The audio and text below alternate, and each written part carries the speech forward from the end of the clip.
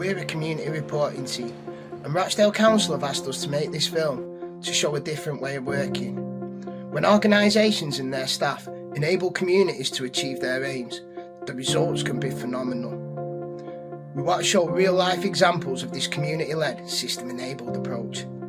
This is Andy. He's our community reporter, and today he's out in Rochdale. I just love talking to people and seeing what they've been up to and how people change in their life. And we're making a film here today for Live Well. Community wealth, community power, community teams. We are starting our journey here to find out what happens when you give a building over to local creatives. It's gorgeous, and I love that create change. Yeah, I think yeah. So in here we have a filmmaker, visual artist. So it's really varied the disciplines of artists that call Richard Street their place of work, which we love. This is Richard Street Studio, an example of community wealth.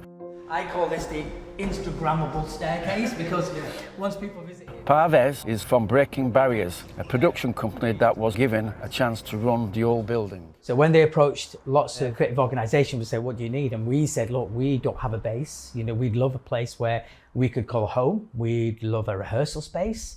We'd love a place where other artists could be. They were looking for someone to run it as in like artists and creatives. So it would be run by a business. It would be a space for creatives, run for creatives. Jodie Ratcliffe, our executive producer. All of our projects are co-created, so they're all made with community at the heart. Rather than us being the ones that are the gatekeepers, give it to the people whose space this is.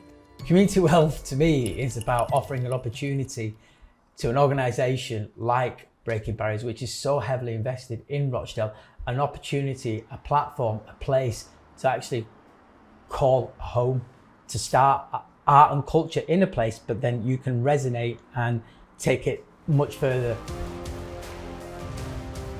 We have, in the last 4 years, grown from an organisation of 2 people that does a couple of projects a year to an organisation that now employs local people, that is able to have, you know, emerging creatives working alongside us. We would be here if we didn't have this space. This is a creation centre. When you give people a base and a bit of power, they share that with others, and the power grows. That's what we saw with the next group we visit. Hiya. We're Elephant's Trail. Hiya. We're not as good, we're better than BBC. These are women from backgrounds where often they have no power. But by giving them agency, they was able to design a service what was right for them.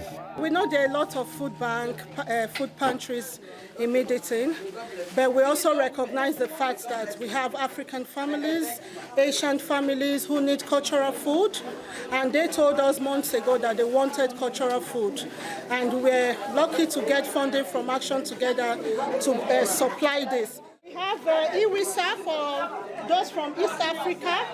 Then we have our rice, we have the agege bread. The way they suggested the African food bank that is happening now, that's community power. Giving them that voice, giving them the strength, the encouragement to say, this is exactly what we want. There's power in getting your own family. We are migrants, so most of our families may not be around, but you can't build family within your community. Encouraging one another, telling another woman, you know what, I've been through this road, you know, I've been here before. If I can get through it, you can get through it. I feel very isolated, I feel very lonely, until somebody told me about Wonderfully Made Woman. And the first time I went there, I came home, I met my people. We know each other, we know each other's stories. We don't hold back. We say it from the heart. And in our sharing, we help and support each other. Above all, effective community work involves teamwork. Darnell has had some instance with young people and violence. All the neighbourhoods are coming together. There's a lot of teamwork involved kind of thing with all different services. So bringing all the services together to kind of help all the people on here is a good thing. There's a lot of work going on community based down there. He was involved with the police. They was the ones who'd been permanently excluded from school, so they was constantly feeling rejection, I suppose, those young people, that group of young people. And what we've done here is we've provided that space where it's open to them. We don't judge them. So it is a Greater Manchester approach, and we have been really lucky that they have recognised the need. We had a nice pot of money that was delivered into Downhill, and we've created an alliance with that money. So what we've got is a variety of organisations who all work together. What we've done with the alliance is we've looked at all the different areas. So we've got the mentoring, we've got creative work going on, we've got sport and physical activity, we've got education and training opportunities and careers opportunities, and us all coming together and offering a different element that supports each other's work is really helpful. So we're working with the young people to get them involved in arts and creativity. We're making zines with them. You look beautiful. So little handmade books that you make from scratch with paper, and it can be about basically any topic that you want. So we had conversations about obsessions. What were the young people obsessed about? And we've got two very big Justin Bieber fans here, so that's what we've been working on. He's got some catchy tunes. They just dive into it in ways that other kids don't, which is really interesting to me. Like a lot of these things seem on the outside for young people especially that they can't do them, or that either from their skills or from their background that it's closed to them. But if you bring that sort of stuff into this sort of space and just show them that they can do a little bit, they always surprise themselves. It just gives them a bit of confidence that they can rely on later, years later down the line. I think when they challenge you, what they're really saying is like, can you handle me at my worst? Where you see them at the worst and you kind of accept them at the worst, they start wanting to take part and to open up and to be a bit more active and involved.